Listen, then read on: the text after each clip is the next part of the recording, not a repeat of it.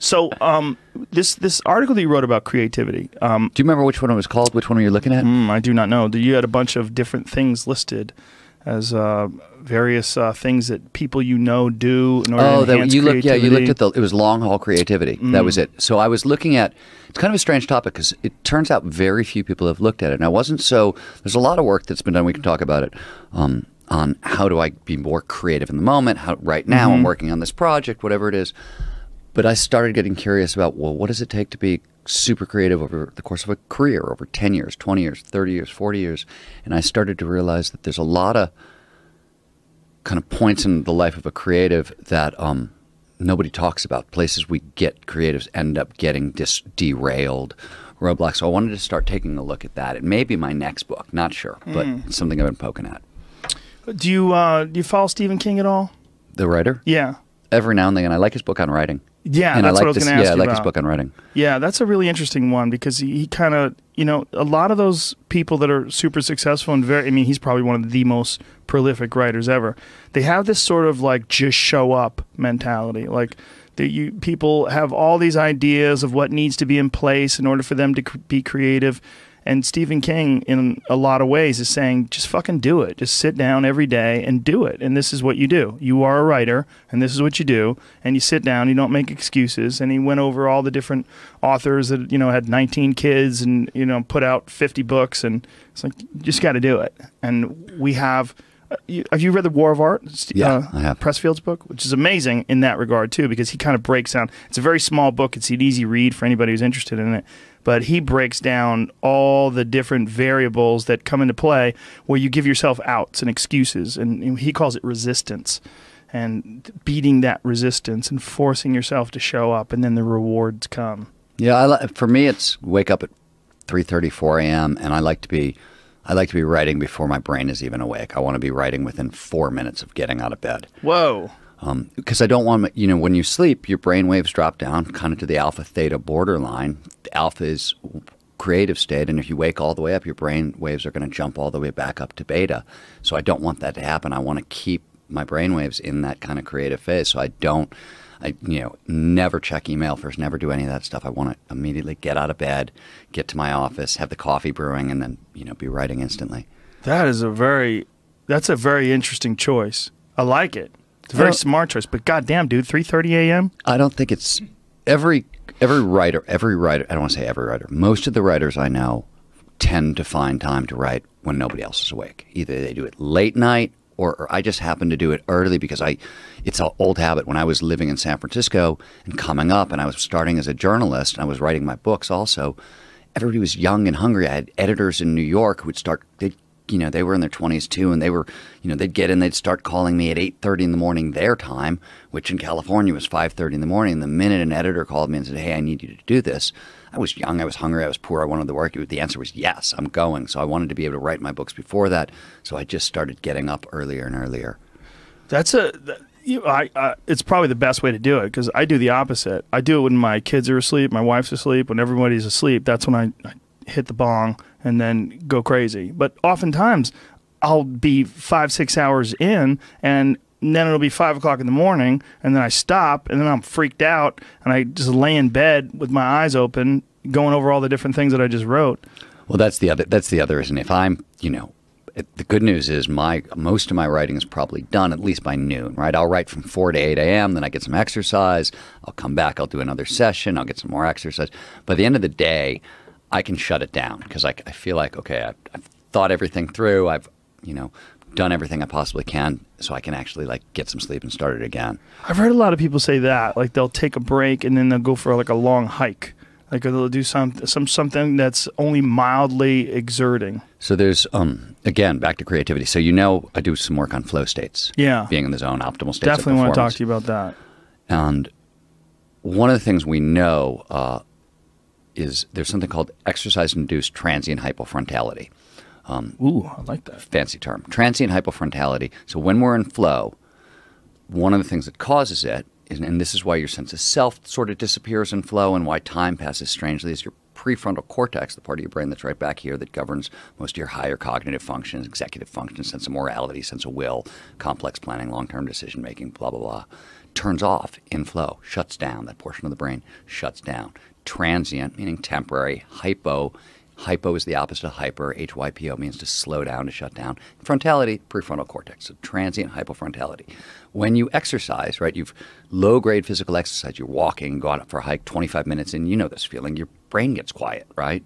Everything starts to shut down. That's exercise-induced transient hypofrontality. So you can sort of walk yourself into a low-grade flow state. So it's a great reset. If you've been doing something creative and you didn't get into flow and it was frustrating, this is a way to sort of reset your brain and start over. And if you did get into flow and it was a really vibrant writing session, here's another way to chill it out and start over. Now, this area of the brain that quiets down because you're no longer second guessing yourself, you're no longer thinking about whether this is the right thing to do, or do you have to be doing something that you've done many, many times where you've carved these sort of paths of recognition? Like, say, if you were a guy who was really into running and you run all the time, and this is once you start running, your body's like, hey, we run and this is what we do. We already know how to do this. And so then you can get into that sort of strange flow state. Is that what it is? So there's a couple different answers to that, and probably the truthful answer is we're not 100% certain. But here's what we know. Usually flow is what happens when you've automatized a whole bunch of skills, right? And they come together for the first time. Automatized means you've just passed them from your conscious mind to your subconscious, so you now know how to do them, right? You're no longer learning the skills. Usually what happens with flow is when you take 3 or 4 of those automated skills and then bring them together for the first time and everything sort of levels up. So that's typically how it happens. But you see things with action sports, right? People go snowboarding for the first time, and the first couple of hours where they don't know what they're doing, it's awful. They're falling all over the place. But by the end of the day, because snowboarding is a fairly easy sport to get down, the first time you can actually start gliding down the mountain by the end of one day, you'll see people get into flow then. And they'll have these really deep, powerful flow states. One of the reasons is because risk is a flow trigger. Risk spikes dopamine in the brain, which drives focus, which helps kick you into flow. One of the things that'll get you there. And so that shows up with the snowboarding, with the action sports. So I think there are certain things that you can get into flow along the way earlier on. But as a general rule, it's skills that you've already automatized and you're really, really good at. Yeah, that's why I was asking, because I've achieved those states with playing pool. It's called being in stroke or being in dead stroke. And when you play pool, especially if you play for hours and hours at a time, you get to this place, and sometimes it doesn't last. Sometimes it only lasts for a few games at a time. But you get to this place where you can put that ball exactly where you want it to go, and you know exactly where the ball is going to reflect off that ball and bounce to the next rail and be in a perfect position on the next ball. And you get into this flow, this dead stroke stage. And when you're there, you're almost like a passenger. You're almost sitting back and watching this play out. And the key to maintaining that state is to never recognize the state, never acknowledge the state, never go, holy shit, I'm in dead punch right now. Because if you do that, then you'll start thinking, and then you'll start... You'll bring your prefrontal cortex back online, and it'll kick you out of that state. Exactly. So let me ask you a question. We were talking earlier, and you were talking about fighting and how everything focuses together in that moment. Did you find more flow as a fighter or as a comic? Well, let's explain to people what we were talking about. What we were talking about is that preparing for and martial arts in general can be very psychedelic, because there's such an intense introspective aspect to training where you have to examine your skills so closely, and you have to be so acutely aware of your strengths and weaknesses, and you cannot have any delusion about it, because once the moment funnels down, all this pressure builds to this one event where you have to actually compete. That event is, if you do not have all your ducks in a row, if you have not examined all aspects and prepared for all aspects of this competition, 100% honest, you're going to fuck up, and you're going to be scared, and you're going to be nervous, and you're going to be nervous anyway, but you're going to really be nervous if you haven't done your work. So there's a selflessness that gets sort of exposed when you're doing that. Not selflessness, rather, but you step outside of yourself to examine yourself, almost as if you're looking at yourself as a mathematical program rather than as a person.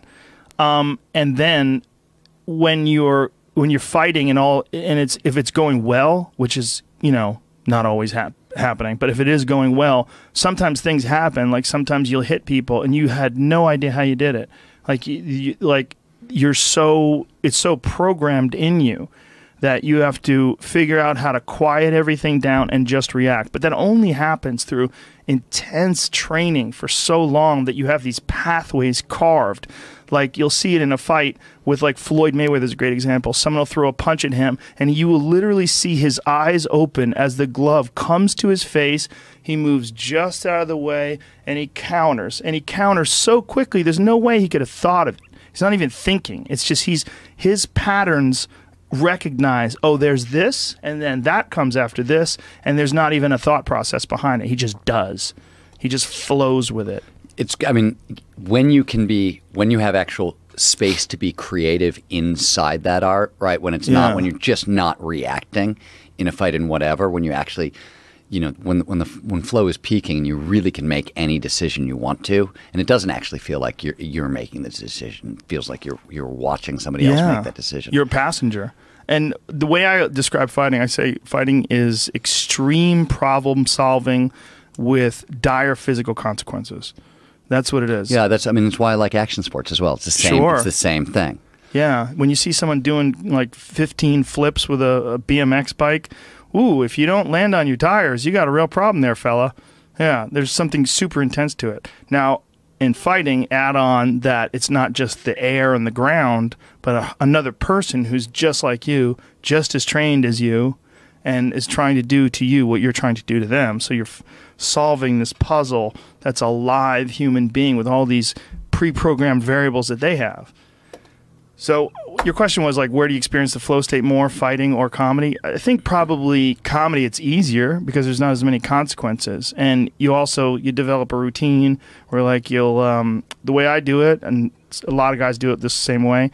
You put together a special, and then you film it, and then you abandon it, and then you start from scratch. So that's I just did one, and it just aired October 21st. So now I'm in this, like, new material acquisition mode, which takes a while.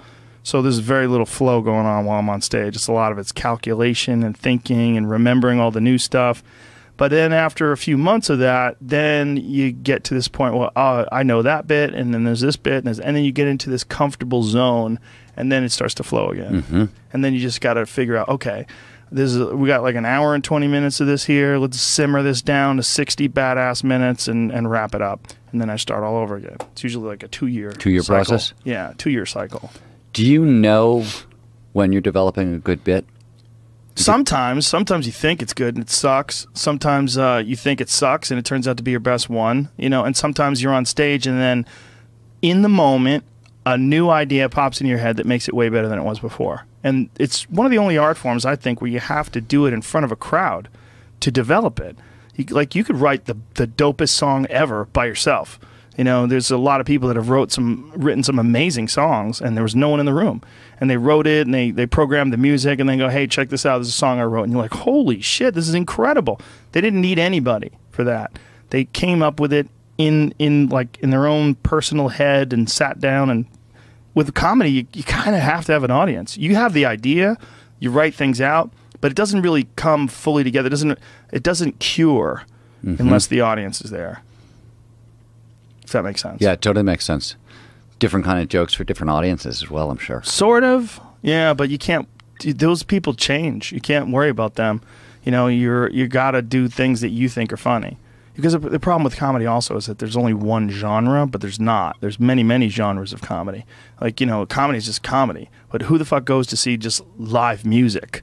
You know, and you go to see live music. It's Johnny Cash followed by the Wu-Tang Clan. That doesn't make any sense. Right. You know, you'd go see rap. You'd go to see country. You'd go to see rock. You would likely go to see the kind of music that you're really into. Whereas comedy is just one universal generic term for a bunch of different... But you would go see Stephen Wright followed by Dave Chappelle. I would. And they're radically different. I would, yeah, sure, yeah. But some people like only squeaky clean, like Brian Regan type comedy. And if they went to see Doug Stanhope, they would leave in disgust. You know? Yeah, that makes sense. Yeah. It's interesting. Yeah, well, it's weird because I mean, there's a bunch of different ways to do it, but it only has one name. You know, whereas like, you know, you say, well, what kind of music do you do? Just, you know. So we need new names. I mean, this is a naming problem. No, I don't know. It's fine. You were the one who started it, man. Yeah, I know. Just trying to back you up. Just thinking about it too much. It's overthinking, you know? Overthinking, I think, you've talked about that many times with flow state, that the second guessing and that part of your mind that doubts is really the enemy of that state. It's twofold. One, you're activating your prefrontal cortex, right? The part of your brain that's doing that overthinking. And whenever you get stressed, obviously the brain starts releasing cortisol, norepinephrine, your stress hormones, right? So flow exists. Flow exists. They call it the flow channel. And the idea basically is that one of the easiest ways to trigger flow is what's called the challenge skills balance. So flow shows up best when the challenge of the task at hand slightly exceeds your skill set. So you want to stretch but not snap. And there's nothing fancy here. Flow follows focus. So everything that triggers flow is a way of driving attention to the present moment. Right? So if I was to put this emotionally, I would say flow exists sort of not on, but near the midpoint between boredom, hey, there's not enough stimulation here, I'm not paying any attention, and anxiety, whoa, way too much stimulation, I'm overburdened.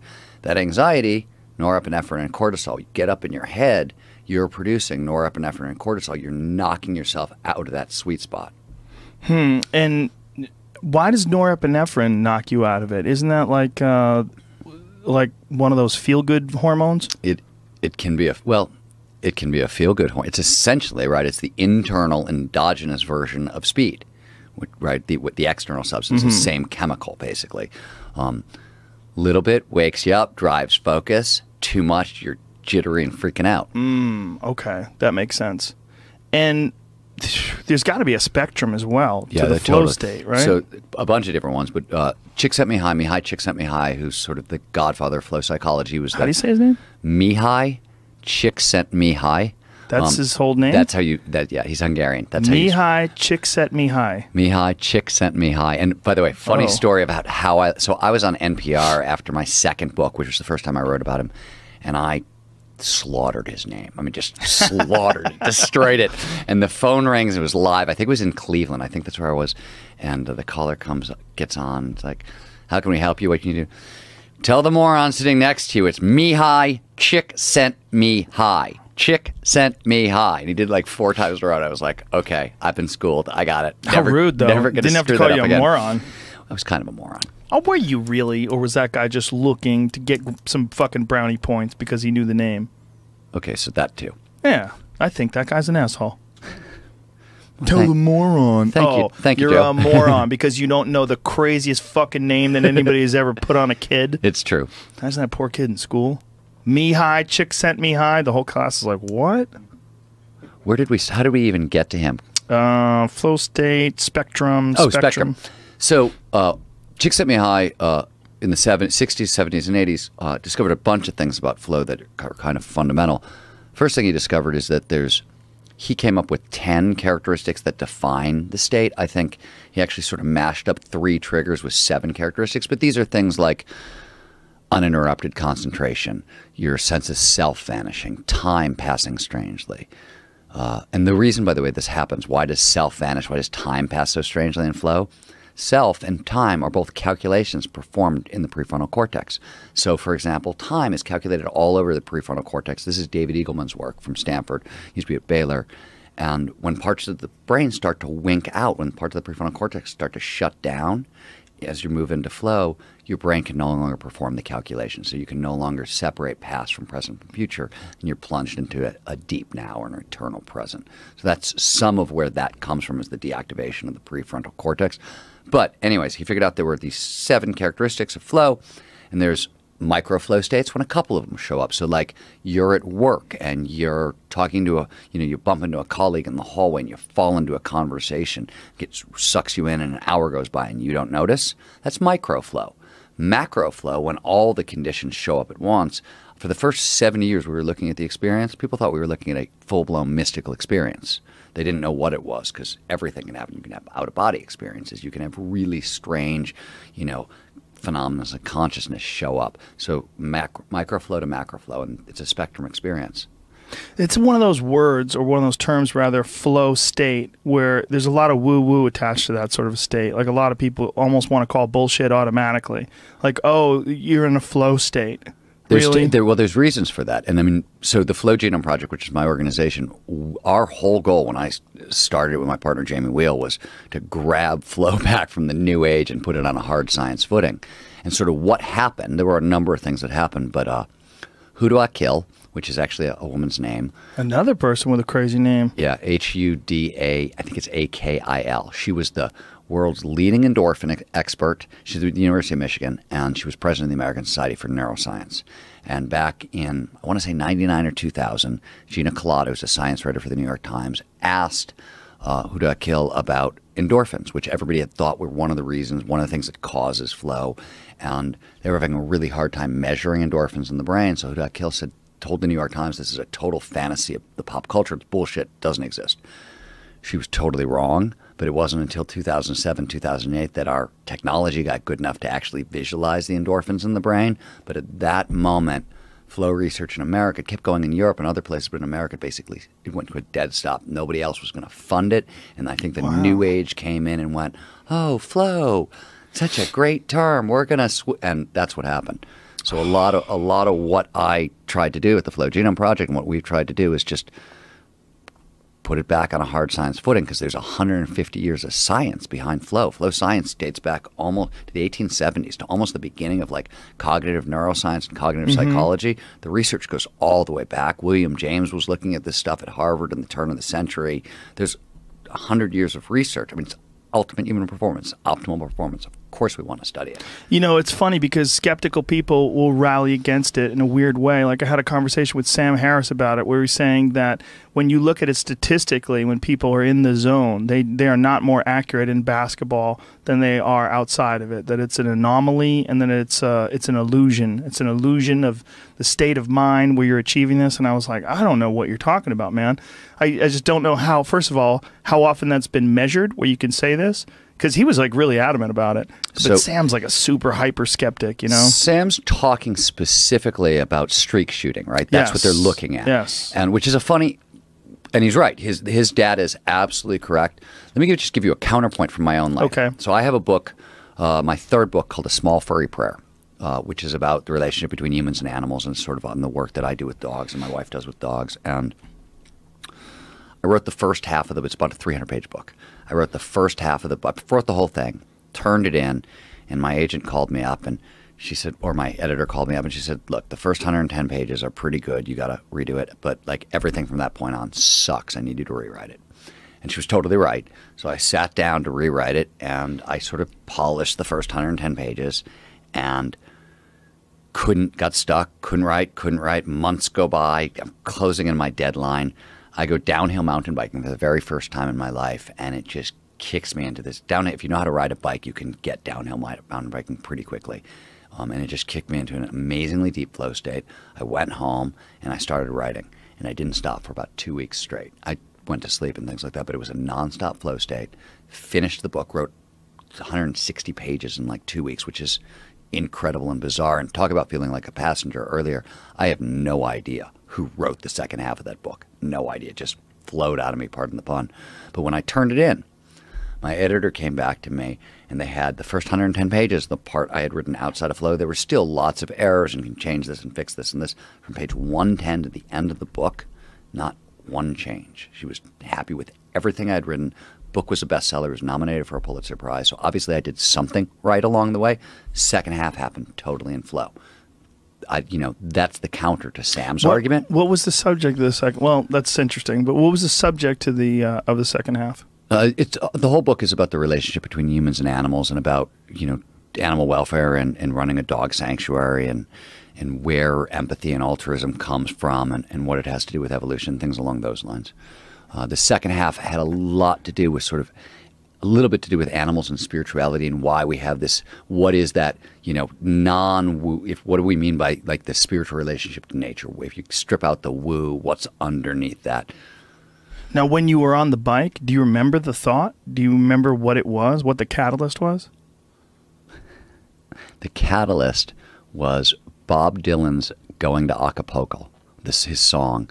And it wasn't even his. It was I don't remember the movie where they did all the Bob Dylan songs over again a couple of years ago. And it was somebody's version of that. And something about the first couple lines to that song, it got the tone right. It was like there was something really kind of bittersweet and raw in that song that I needed in my book, and that's what it was. Somehow I came home with the song, with that lyric in my head, and I just started writing, and that's what it was. Wow. By the way, that's probably you happen to pick the one thing where I could have given you the cause. Any other book, I'm probably going to whiff on that question, but that's the one I remember. It is weird how certain songs will trigger like some sort of inspirational creativity inside of you, and I've always wondered what that is. I learned this from Hunter Thompson, and I've done it many times myself, where I'll take a song and I'll put it on replay, and the same song. Like I flew from San Francisco to New York once, and the entire flight, actually LA, it was LA to New York. The entire flight I listened to Ozzy Osbourne, Crazy Train. The entire flight while I was writing. It just kept playing over and over again. I do it with a fixed playlist. I usually pick about 7 to 10 songs, and per book. And it's usually 2 different playlists. For the first half of the book will be one playlist, and then it'll start to fail, and I can sort of feel like the juju's gone, and I'll have to find a whole bunch of new music. Juju, the woo-woo. The woo-woo juju. The magic. Yeah, there's something about songs, too, where sometimes I'm listening to music when I'm writing, and I'm like, I'm listening to this music too much. I can't pay attention to what I'm doing, and I got to shut it off. And then I get into a state sometimes where I'm not even hearing the words. Like the music is almost just like a fuel or something, or like like some sort of a motivating factor that's I'm not really totally taking in. Like I'm aware of it, but I'm not addressing it. I'm not really focusing on the lyrics. I'm just sort of like riding the head nod, and the beat is kind of driving me in some sort of a weird way. I also find my latest book, Stealing Fire, the one that's out in February, most of the writing that I had a partner, so he did something, but most of that book was written to Amanda Palmer's cover of Nick Cave's The Ship Song over and over and over again. Obscure. I know, but that's a weird one. I don't know who Amanda Palmer is. I don't know who Nick Cave is either. Am I a bad person? How's that work? I don't think you're a bad person. Who's Amanda Palmer? Should I know who that is? Yeah, she married to Neil Gaiman, the writer. I know who that guy is. I've seen him on Twitter. Amanda's on Twitter, too. She's just a singer-songwriter.